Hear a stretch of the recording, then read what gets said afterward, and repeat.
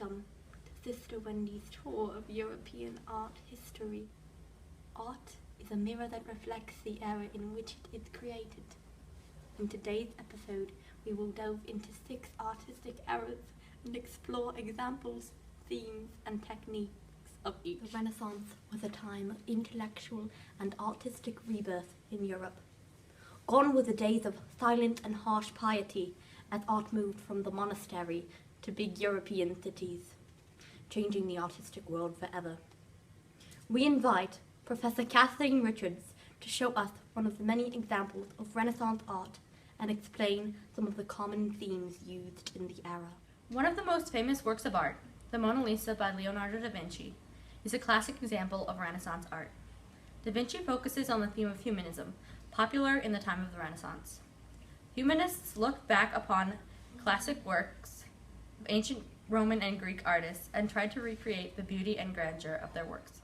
They also explored secularism, though religious themes remained present. Leonardo da Vinci focused on the human form and realistic depiction of the human form in many of his paintings, and here in the Mona Lisa. Her classic half-smile realistically portrays human facial expression and natural appearance. Da Vinci's works helped give a name and lasting presence to the Renaissance, and his style has given works like the Mona Lisa their lasting fame.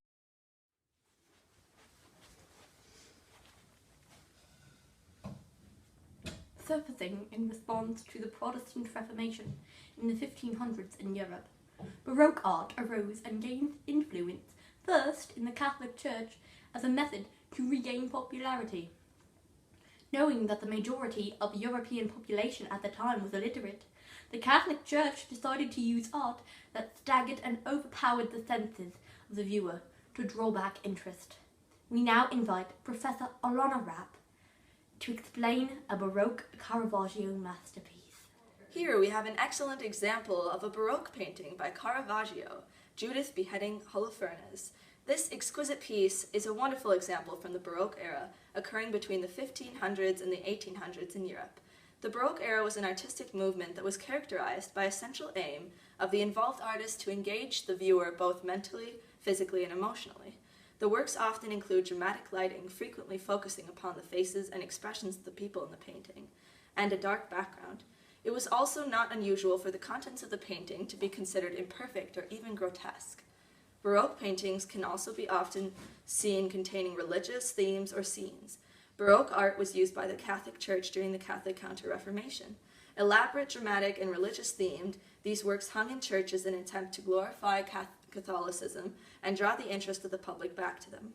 Depicting the biblical scene of Judith, Caravaggio's masterpiece spotlights the facial expressions of the characters in the painting in a dramatic fashion that draws the viewer's interest and engages them both physically and mentally. Hello again. Romantic art was a reaction to the Industrial Revolution, the aristocratic social and political norms of the Age of Enlightenment, and the scientific rationalization of nature. Next, I would like to invite Clara Ann without an E Dole from the University of Oxford to explain the Romanticism era and display an example of a piece found in this era. Romanticism was an artistic, literary, and intellectual movement that originated in Europe toward the end of the 18th century. The Romanticism era was embodied most strongly in the visual arts, music, and literature, but had a major impact on historiography, education, and the natural sciences. Romanticism was characterized by its emphasis on emotion and individualism, as well as the glorification of all the past and nature, preferring the medieval rather than the classic. The movement emphasized intense emotion as an authentic source of experience, placing new emphasis on emotions as apprehension, horror and terror, medieval, in an attempt to escape population growth, early urban sprawl, and industrialism. Emanuel Lutz was a German artist who immigrated to America who painted Washington crossing the Delaware in 1851. His painting evokes patriotic emotion. Romanticism assigned high value to the achievements of heroic individuals and artists like George Washington. Similar to the Romantic artists, the Realist artists also had a strong opposition to the Industrial Revolution.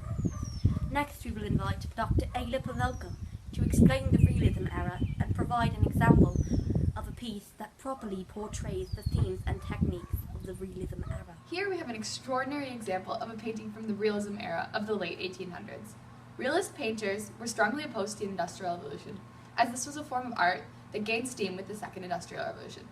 As can be seen by these three laboring women in the painting, realist artists worked to expose the reality of everyday life and reveal their viewpoint that the Industrial Revolution may not be so great for everybody. A common theme with this piece and many other works of the realist genre is that they portray life in the depths of the urban wasteland, as some may say, meaning that they expose both the good and the bad of life and disclose the negative effects of the Industrial Revolution. This example, painted by Jean-Francis Millet, was titled The Gleaners and was painted in 1857. It was well known due to its sympathetic nature for the lower classes, which was a quality of many realism paintings. And now, to talk about the wonderful era of Impressionism, we have historian Victoria Pierce from the University of Uganda. Boating on the Seine by Pierre Auguste Renoir is an excellent example of Impressionism. Impressionism is a Parisian-based 19th century art movement. During the 1870s and 1880s, the work of these artists brought them prominence. These artists, to illuminate an emphasis on light, would use relatively small, thin, but strong brushstrokes. The subject matter of Impressionist painting was ordinary, everyday things. Impressionism is just what the name makes it out to be. It is simply a snapshot of an impression received by the artist. Impressionist artists do not aim to be accurate in detail. This is not realism or neorealism. Instead, Impressionist artists go for the emotional appeal to be variously triggered in the beholder. Most rules go out the window and it becomes an expression of the heart.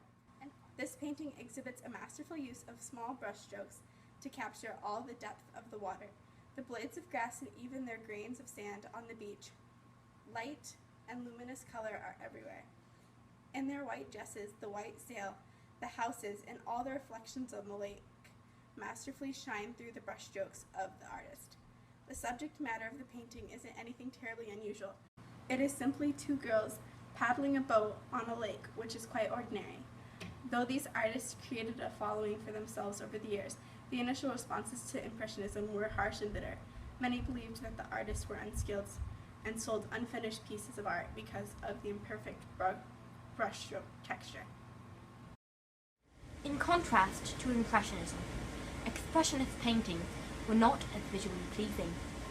The purpose of painting was instead to express the anxiety of the European people. We now turn to historian Heather Wilhelm to further explain Expressionism. Expressionist paintings were produced throughout Germany in the late 1800s and the early 1900s in response to the intense anxiety throughout the world. These paintings often use strong colors and show distorted bodies following the themes of death, raw emotion, and yearning. The Scream was painted by Edvard Munch in 1893, and many historians believe that it started the Expressionist movement. The painting portrays a unisex individual screaming in pure horror. The scream relates to the population's fear of a loss of spirituality and a deep relation with the rest of the world.